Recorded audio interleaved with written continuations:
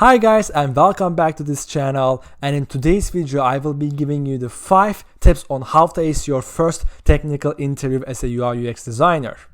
Now, if you are new here and you don't know much about me, my name is Ahmet and I'm a full-time UI UX designer currently living in Canada, and in this channel I share with you the tips, strategies and systems on how to become a better UI UX designer.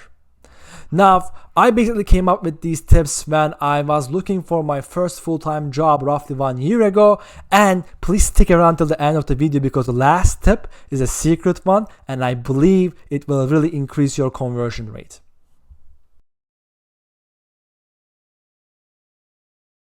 It is very hard to succeed in an interview if you do not understand the intentions and the goals of the interviewer.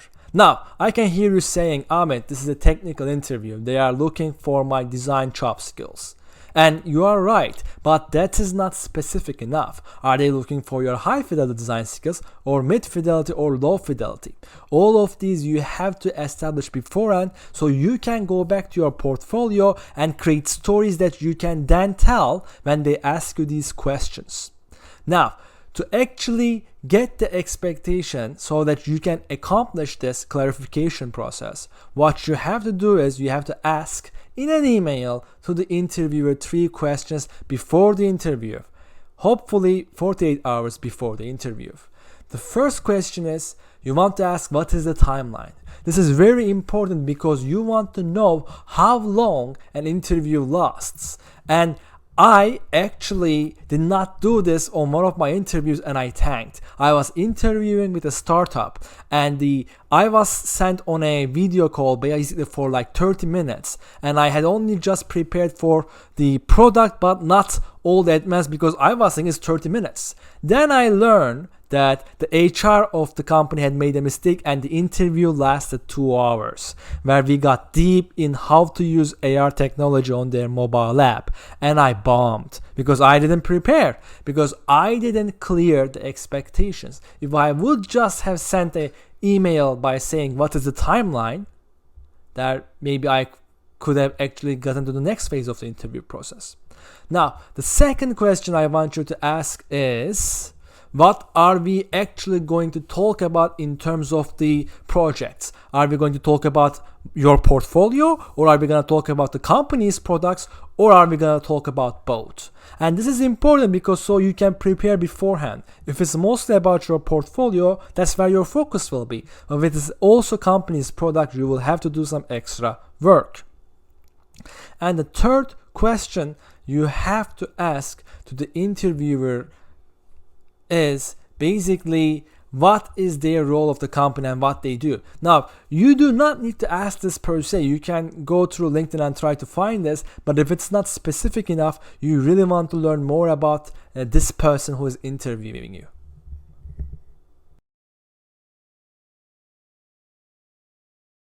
Now that you understand the expectations of the interviewer, you can begin to prepare. Now, this step alone will increase your chances of going to the next phase of the interview process dramatically. Now, what I want you to do is actually go over your portfolio first. And I want you to go over the portfolio projects you have, and based on the agenda of the interviewer, I want you to come up with which case studies, which projects you have that would best search for the proof of your skills to actually talk about and tell them as stories. Now, I want you to do this out loud as this will serve how you will answer them during the actual interview, and I think it will be a great practice. The second thing I want you to do is I want you to open the job post of the company that you are going to interview with, and I want you to read each of the responsibilities, and I want you to mark the responsibilities for which you don't have the skill yet. Now, as a junior UI UX designer or even a normal UI UX designer, most of the jobs that we apply, we do not have all of the qualifications we need, and that's okay. We are just getting into this, we just have a few years under our belt, and we don't have a large arsenal of skills. That's okay. But then the question is, what separates the two designers where neither of them have the skills for some of the job requirements, one of them passes and the other fails. The answer to that is the one that passed actually had an answer on how they are learning that missing skill, how they are bridging the gap. Now, for example, last year when I was actually interviewing for a startup, they asked me point blank if I had any production level mobile design experience. I didn't. But I told them, hey, I don't, but I know this is a weakness in my portfolio and skill set. That's why I actually had a side project called Giftastic, which is an actual side project of mine, where I actually did the whole design process from start to finish, and I learned a lot. This shows to the interviewer that while you might not have the skills, total skills that is expected for the job, you are a go-getter and you can learn. Stalk online the person who is going to interview you. Now, the chances are your interviewer, as this is a technical interview, will be a senior UI UX designer or a UX manager. So they will have actual experience in design. So you have one thing in common, my friend. But you also want to go through their portfolio, LinkedIn, and look for their hobbies. See if they are interesting for two reasons. First, if everything works out and you like the company and they like you and you begin working, chances are you will be working with this person who is interviewing you right now in the long term, and you want to check if they would be a cool teammate, right? You want to know the person who you will be working with. So it makes sense to actually do some research. The second reason you are doing this is it's a great icebreaker, especially if you can go through their portfolio about me page and they have these weird hobbies. Let's say they like to juggle, and during the interview, around 15 minutes in, you mention how is juggling going, and they just smile, man. I had this one interviewer whose favorite hobby was street photography, and I just told him I really liked his street photography in New York, and he just talked about it for 20 minutes straight, and I passed the interview. Trust me, it works.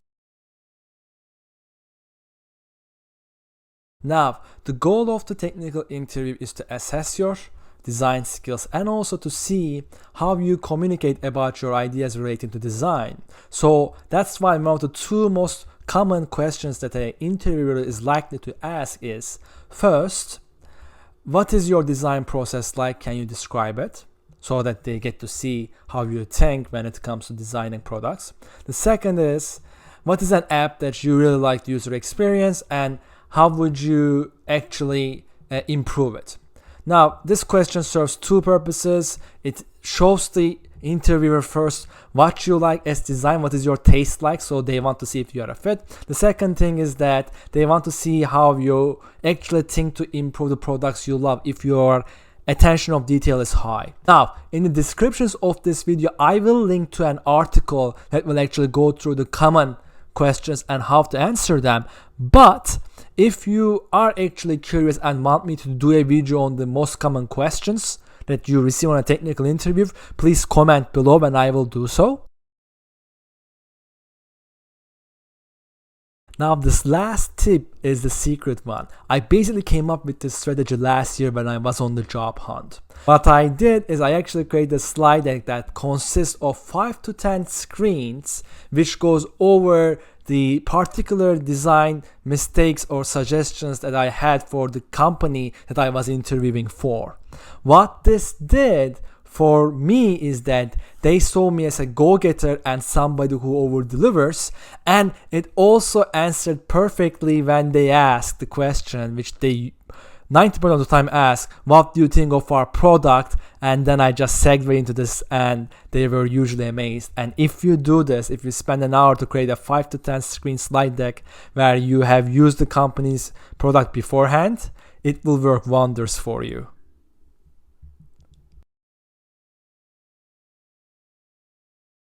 Alright, so let's get cracking. So this is an example of a company where I actually sent them a really small slide deck, 5 to 10 screens at most, that blew the CEO's mind when I was having a technical interview with them. And I'm going to show you how I went to create it by step by step. First, I downloaded the company's app. They had a mobile app, and the company's name is Drop. They are, I think, approaching $1 billion valuation in Canada now. And what I did then is I played around with the app for 10 to 15 minutes, and I quickly found out some usability mistakes, errors that the app had, and I took a screenshot for each mistake. And as you can see, I created a very simple slide deck. So I began with this. Again, not very particular designs, right? Not what would you say as something that I spent a lot of time on. This actually everything took an hour. But I basically shot a screen like this, where this was a questionnaire where you could not go back to the previous question, so I wasn't allowed to change my mind. And on the left side I had the screenshots, and on the right side I would have the problems, the usability problems. Very simple, very basic, right? And then here is for the completion. How is the survey? How does the survey work? What do I get when I complete it? It's not done. It's not being said in the app. And then I section them as well, and then I ask what is the order by here, how do we actually go through all games, shouldn't we order it based on popularity, etc. Why just list all games? You want to list the best games for that particular user, and so forth and so forth. So it's less than actually 7 screens, maybe 5 screens, and this blew the CEO's mind, and I passed to the next interview immediately. Now I urge you to do, actually, for each company that you get a technical interview with, just create a 5 to 10 screen slide deck, and just before the interview, send to the person you are going to the interview with an email where you actually add this presentation. Trust me, you will leave a very good first impression. Thanks for watching this video, guys. I really appreciate it, and if you are new here or you haven't subscribed yet, please smash that subscribe button below. I post videos every week, Monday and Friday, and if you subscribe, you can actually get notification when my videos are uploaded, and we can stay in touch.